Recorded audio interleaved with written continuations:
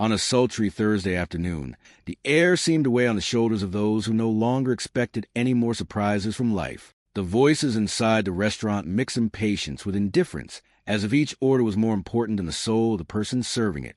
Adora, with her sweaty apron and tired eyes, knelt down to clean a stained chair not out of obligation, but because she saw importance in the little things. His fingers moved with the care of someone who learned to heal with simple gesture. No one noticed. No one realized that at that very moment, she was about to dig a well where no one else saw value. On the other side of the door, a boy walked slowly. Weak legs did not only denounce a physical condition, they carried the weight of many refusals. He pushed a makeshift cane, bigger than him, as if daring the world to let him pass. The large eyes, however, did not ask for mercy. They asked for shelter.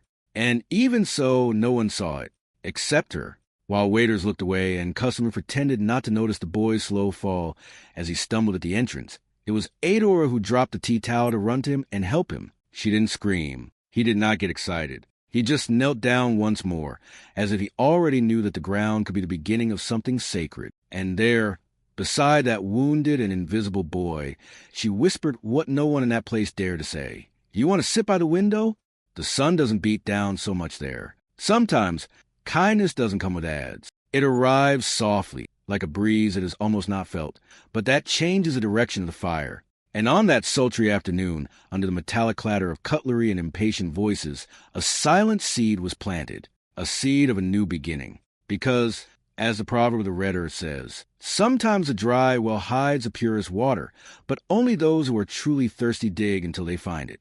Pain, not the pain that is screamed, but the one that silences, that crawls through the corners of the house, and hides behind the eyes that still want to believe. Before waiting tables and cleaning cutlery that wasn't hers, Adora served hopes in invisible glasses to an increasingly frail mother and siblings who barely knew what it was like to dream. She learned early on that an empty stomach is not the hardest to bear. The cruelest thing is the emptiness of promises that have never been fulfilled. The letter was still there, folded yellowish, with the edges eaten away by time. It was his father's, the same one who left saying that he would return on Sunday and never set foot in that cracked earth again. The shaky lyrics read, "Daughter, wait for me. I promise to take care of you." And she waited. He waited more Sundays than he could count. He waited until he understood that some words are like dry leaves, beautiful for an instant, but carried by the wind when the season changes. On his finger, a brass ring. It shone like gold at first, when she greeted him with a smile full of innocence and a shaky yes. It was a promise of love. It was a sign of the future. But the groom, this one, chose to leave with his best friend. No letter, no word, only the silence filled with other voices and looks of pity.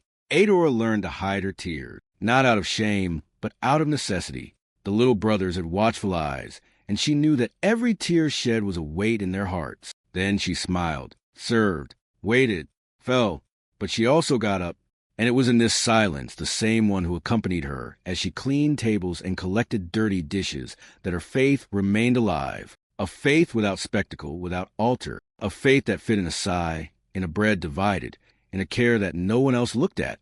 Because, even with her soul in rubble, she still believed that some invisible gesture would be seen, someday, by someone. Silence. That silence that speaks more than 1,000 voices. The silence of those who have already learned that the world does not always offer a chair, much less a lap.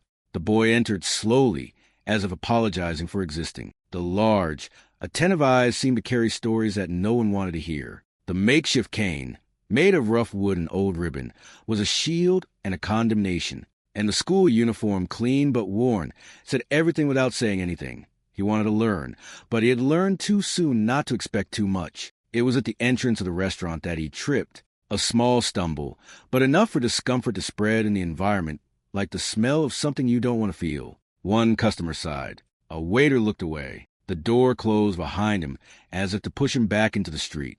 But Adora saw it, and when she saw it, something inside her recognized that pain. It was the pain of those who are afraid to bother. She ducked down, not to scold, nor to ask what had happened, but to be there, next to him. Kneeling again, as in the early afternoon, with a cloth in her hand, she wiped her scraped knee. No rush, with respect, as someone who knows that there are wounds that hurt more because of indifference than because of falling. And then she said, in a voice that seemed to cover the boy like a light blanket.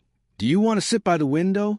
The sun doesn't beat down so much there. It wasn't just kindness. It was an invitation to dignity, a call to presence, a space created in the midst of the turmoil. That moment did not yield tips. He did not draw the attention of those who had their eyes closed to the soul of the world. But in that instant, something invisible transformed.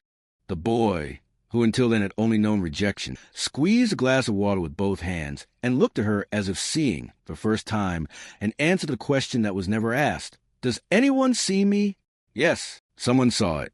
And this vision would change everything. Anger, not the one that explodes, but the one that disguises itself as authority, haste, superiority. The anger of those who judge without knowing. The manager walked with stiff steps, looking at the clock, as if every second spent with kindness was a personal offense. When he saw Adora kneeling next to the boy, he stopped in front of them and did not mince words. "You are delaying the orders. This is not daycare." She did not answer. He just kept holding the small hand that trembled. The boy lowered his head. And there, in the middle of the afternoon, the humiliation was served without a plate or cutlery. On the other side of the room, a co-worker watched. Her eyes showed no support, no compassion, only calculation. She wanted the tip of the rich customer at table 3. And in that instant, Adora seemed just an obstacle between her and the easy glow of quick money. Then the manager did the unthinkable. He tore the command in front of everyone. The sound of paper being destroyed cut through the room like an invisible knife. The customers pretended not to see,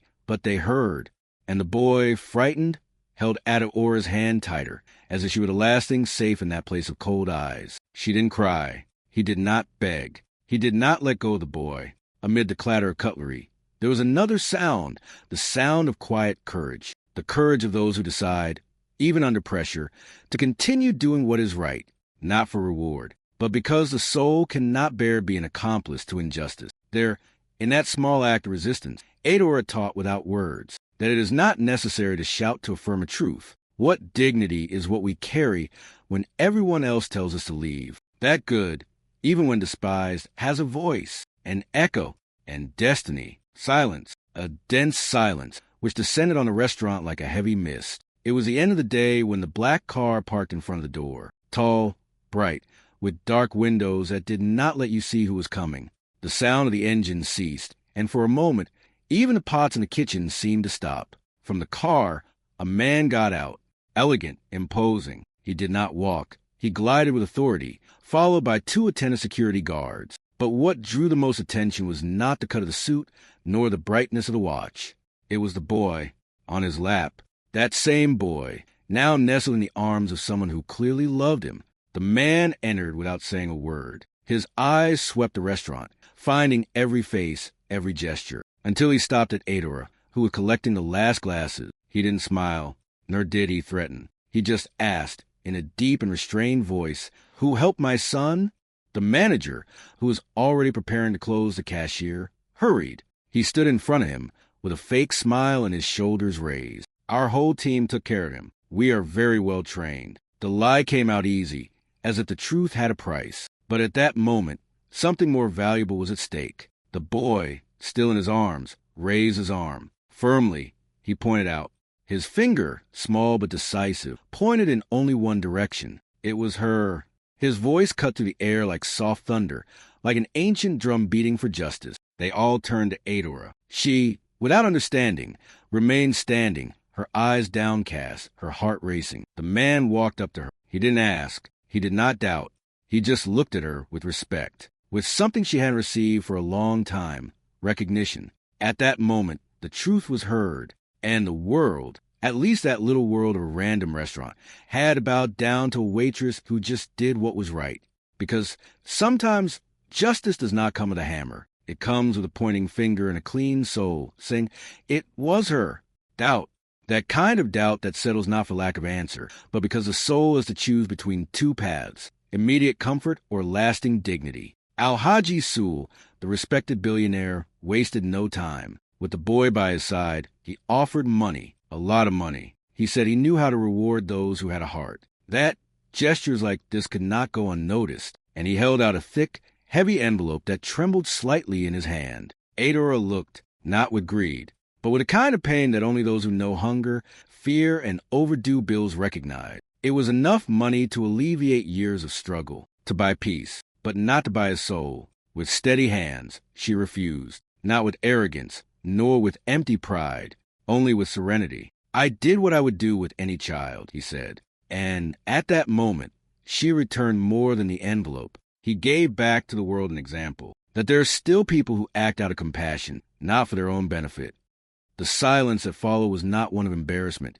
It was one of admiration. Then Alhaji Sul, teary-eyed, made a second proposal, one that did not involve ballots, but trust. "Come study administration. I have a bag for you. But there is one condition. You need to work with me." Not for me. It was a rare invitation, a challenge, a door that opened for someone who had always lived in front of walls. And Adora, this time, accepted, not for the promise of status, but for the possibility of doing good on a larger scale, to multiply silent gestures like hers. That night, she called home. He told his mother, his voice breaking, about the offer. He said he would leave his savings for the medicines, for boys, for the rice of the month. There was no vanity in his voice, only responsibility. And so the choice was made, the choice that changes destiny. Because when someone refuses what shines to accept what transforms, the universe listens, and he begins to act. Hope, one of those that is not shouted, and is driven with firm steps along dirt road. Months later, when the sun was saying goodbye behind the palm trees and the dust was dancing in the air, Ador returned to her village, not on foot, not hitchhiking, but driving his own car, bought not for ostentation, but for conquest. In the trunk, more than suitcases, there were promises kept, medicine for the mother, new books for the brothers, and a sealed contract that would guarantee the family's livelihood. The house was the same, simple, with worn walls and a beaten floor, but her heart did not.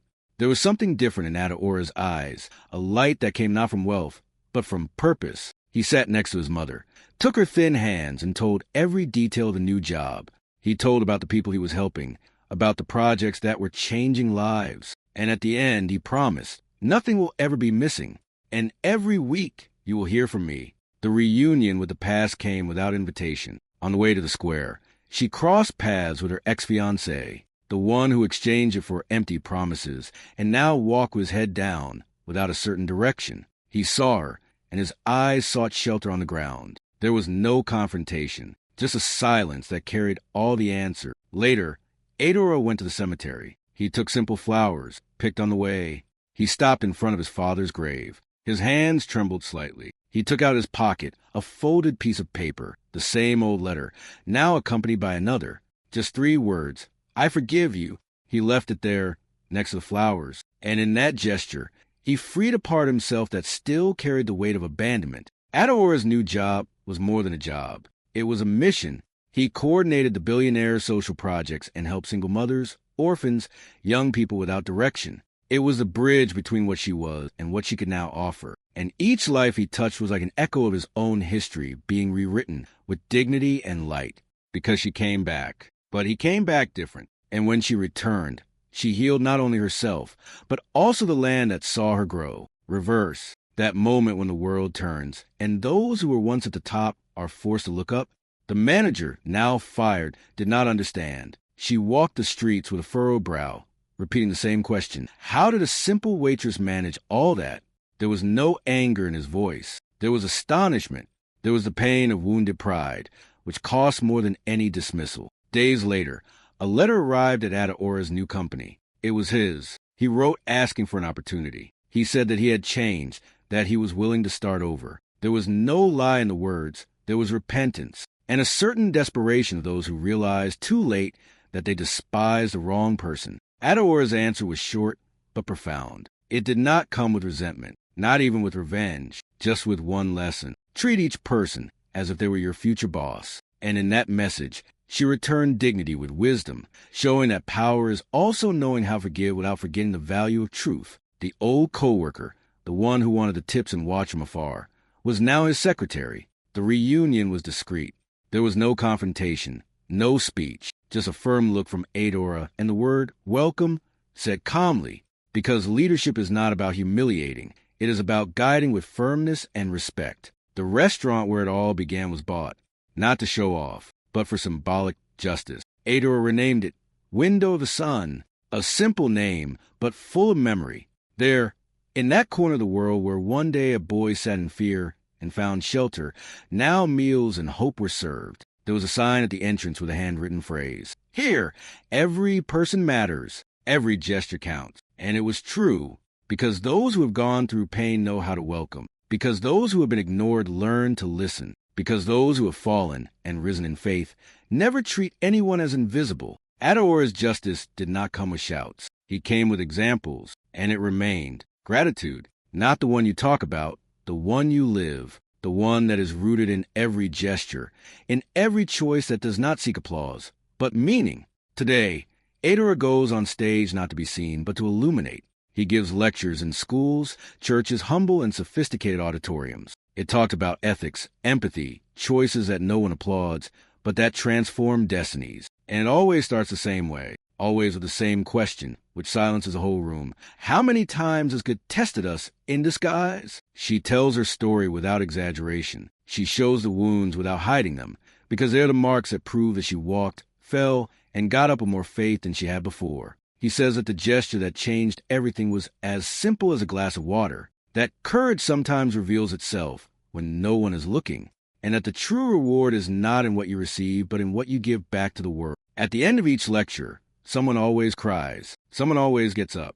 Because it's not just Adora's story that's being told. It is the story of everyone who has been forgotten, judged, silenced, and yet they chose to be light. Life, as the House of Proverbs says, does not forget the name of the one who waters the field of others. And life, in fact, did not forget Adora. Because the seed she planted that day kneeling next to an unknown boy grew. It became a tree. It turned into a shadow. It became fruit.